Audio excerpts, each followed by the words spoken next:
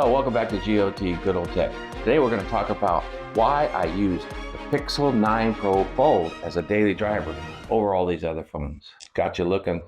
Stick with me. Here's one little benefit when you're taking photos. You got this nice little character here that's dancing in the background. Get the little ones to take a look and smile at the camera so you don't miss a shot. Now that's a really good thing for a camera phone and quite the beneficial feature rather than just a gimmick. It may seem like a gimmick, but it really works.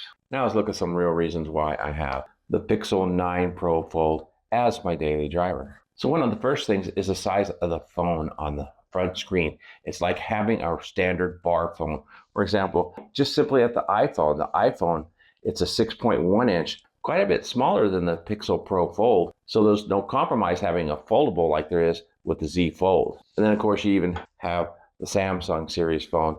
Again, same thing. It's a smaller screen versus the Pixel Fold. So I really like having this 6.3 aspect ratio on my phone. So the next obvious question, well, if a larger screen is what you're after, why don't you just go for something like the Pixel 8 Pro or something with a larger screen, an XL or a Plus model? Well, I have it in times, but as you can see, it's not a whole lot larger. The Pixel 8 Pro is a 6.7. This is a 6.3. Look at that. You can't hardly see that difference. And then, of course, you can open this one up and you got a really super large screen versus this one. Now, if you've watched any of my other videos, you know that I have the OnePlus Open and I really enjoyed that phone. Unfortunately, right now, it's out for repair because I had an issue with the screen. And yes, that's my second issue with the OnePlus Open. I'll cover more of that in another video when the phone finally comes back. Now, it's been gone for about 3 weeks now. And since it's been gone, I was forced to use the Z Fold 5. I say forced to use. A lot of you say, well, you at least had the Z Fold to fall back on, which is true. And I did really like that I had the Z Fold, but it is really heavy now compared to the Pixel Pro. And then the screen, of course, when you look at it in comparison, it's quite a bit smaller. Even with the Z Fold 6 out, it's still a much smaller or narrower, I should say, front screen. Then, of course, if you open them both up, let's see if I can manage that, because that's a difficult thing to do with just the two hands, because they are two-handed phones when you want to open them up. So when you open them up, you get a much larger screen on the Pixel, and the lighter feel is really good. And the fact that it's much thinner than the Z Fold makes it feel better in the hand. When you fold it up, and this has a case on it, and it's still really super thin, and I really like that about the phone, because when you put the case on the Z Fold, of course, you got to add the pin. It's much thinner, as you can see there in this video, and a lot of that has to do with the case holding the pin, but you know, it's still heavier and thicker. And how often do you use a pin? I myself, not so often. Now, of course, there are those out there that say, well, the Z Fold 6 is much thinner. This is true, and much lighter. That is also true. Matter of fact, it's even lighter than the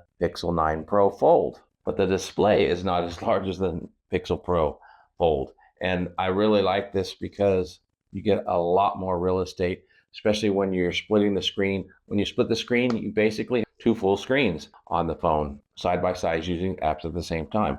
Whereas on the Z Fold, they're quite a bit narrow. Of course, if you turn it, like some of you will say, into landscape mode, then it's closer to it. But even in landscape mode, you can see the phone is not quite as tall, so you're not going to get as much real estate on the screen when you're browsing or viewing things. And now on the new Pixel 9s, the AI is really top tier AI as compared to even the Z Fold. The Z Fold, the Samsung, they've got great AI. Don't get me wrong there. The Samsungs do work really well and got several features, and even have a couple features that you don't get on the Pixel. But you know what? AI is not what it's all about. It's really the fact that I have a bar phone that I can use and don't have to open up the Fold for every little thing. I can do a lot of stuff on the main screen, which I find very difficult on the Z Fold because of the narrowness of the screen. And the phone feels really good in the hand. Now, do I like this over the OnePlus Open?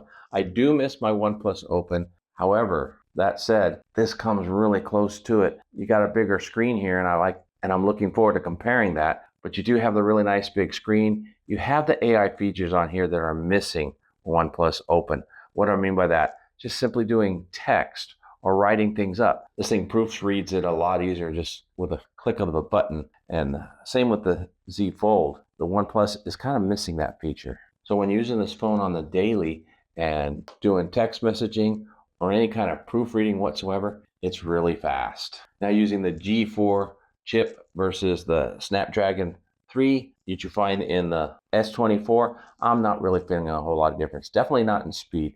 Now in processing power, when I'm processing videos, yes, you get a little more out of the Snapdragon 3 or even the Snapdragon 2. But I honestly don't do a whole lot of video processing on my phone. I do it on a PC. So right now, yes, this is my most enjoyable phone as a daily driver. And that's why I daily drive it, because it's got the best of both worlds. It's got your bar phone feel as well as your nice big foldable screen for consuming content. And to be honest, for the price right now, if I was to lay out full price on these phones between the new Pixel Fold and the Z Fold, I would go for the Pixel Fold simply because of that larger real estate on the front and on the inside. Now I want to talk about the cameras. The camera on this is really good. I was a little bit hesitant in the beginning with the 10 megapixel cameras on the ultra wide and the zoom, thinking that that was going to make it really subpar. Now, I've yet to compare that to the OnePlus Open, but compared to the Z Fold or the S24 or even the Pixel 8 Pro, the cameras really hold their ground. Check out this other video where I go over those. So I am pretty well impressed with the cameras, and having that 5x zoom is really a game changer. And then you get all those nice little niceties of the AI features when you want to do things with the photos using AI, beautification and stuff. That's really cool. And I'll do another video on that, on how all that stuff works and whether it's a feature worth having on a phone. So for now, I just got to say, after 2 weeks with this phone, I'm really enjoying it. It is a great phone and a fantastic foldable. I will go out on a limb and say, all you OnePlus Open users, you would really like this phone. It's actually a wider screen in the front. From my perspective right now, I can see from apps that I use on the daily that there is more real estate on this phone than there was on the OnePlus Open. I'll look at that closer when I get the phone back, but I'm seeing right now that there is more here. I do kind of miss the lightness though of the OnePlus Open, and I miss the really good no compromise cameras on the OnePlus Open. But will the processing on the Pixel still beat it? Stick around for that video coming soon. That's really about all I had to say. I just wanted to touch bases real quick and tell you my experience for the last 2 weeks on this phone, and just say this is a really good phone. The price might be a little steep, so if you have something to trade in to offset it, that would be great. So all that said, I really do recommend the Pixel 9 Pro Fold. I hope you got something out of this video. If you did, make sure you smash that like button down below. And of course, while you're down there, as always, subscribe if you haven't already. There's a lot of you out there that haven't subscribed yet. Shame on you.